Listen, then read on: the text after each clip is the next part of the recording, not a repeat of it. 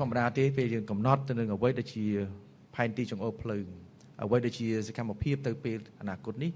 យើងត្រូវតែមានការគិតគូរជាជំហានដើម្បីឆ្លើយតបហើយនឹងជំរុញការងារទាំងអស់នេះឲ្យបានទៅដល់នឹងអ្វីដែលជាគោលដៅគោលបំណងហើយនឹងចក្ខុវិស័យដែលយើងបានកំណត់ជាមួយគ្នាអញ្ចឹងការងារពាក់ព័ន្ធទៅនឹង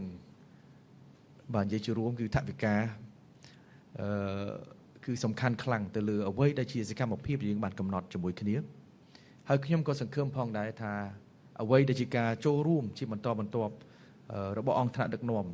របស់បាទក្នុងក្របខ័ណ្ឌនៃក្រសួង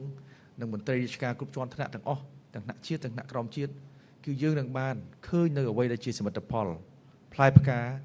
ទៅតាមពេលវេលាដែលយើងនឹងកំណត់ជាមួយគ្នាហើយការងារទាំងអស់នេះនឹងអាចឆ្លើយតបបានទាន់ពេលវេលាសម្រាប់អ្វីដែលជាការរំពឹងទុក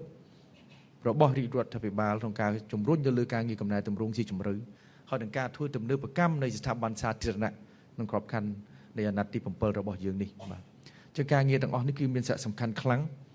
ហើយការចូលរួមហើយនឹងការដឹកនាំសម្របសម្រួលរបស់ក្រសួងអធិការកិច្ចរបស់យើងគឺជាការងារមួយសំខាន់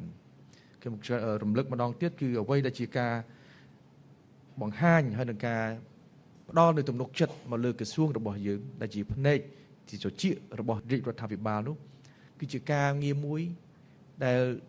មានសារៈសំខាន់ខ្លាំងណាស់បាទគឺត្រូវតែមានការចូលរួមទទួលខុសត្រូវ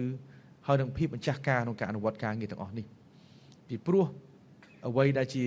ការអនុវត្តការងារយើងបានដឹងហើយគឺយើងមានវិស័យច្រើនហើយគឺមានការគិតគូរជាប្រព័ន្ធដើម្បីអនុវត្តពង្រឹងនៅប្រសិទ្ធភាពក៏ដូចជាផ្ដល់នូវដំណោះស្រាយជាក់ស្ដែងទៅដល់នឹងវិស័យសំខាន់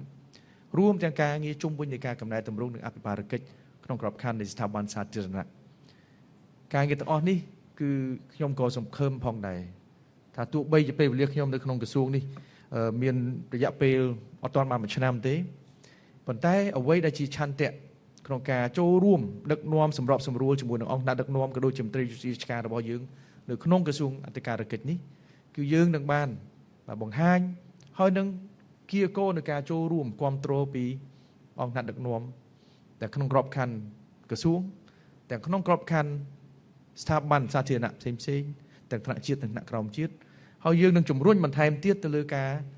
គ្រប់គ្រង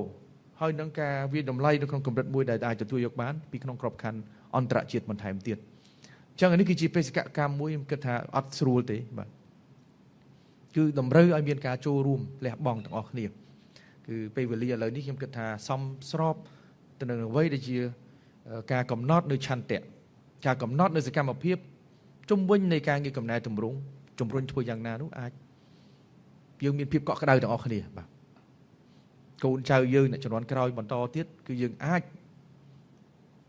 ធ្វើយ៉ាងណាអាចមានការបាទវិតម្លៃជាលក្ខណៈវិជ្ជមានខ្ពស់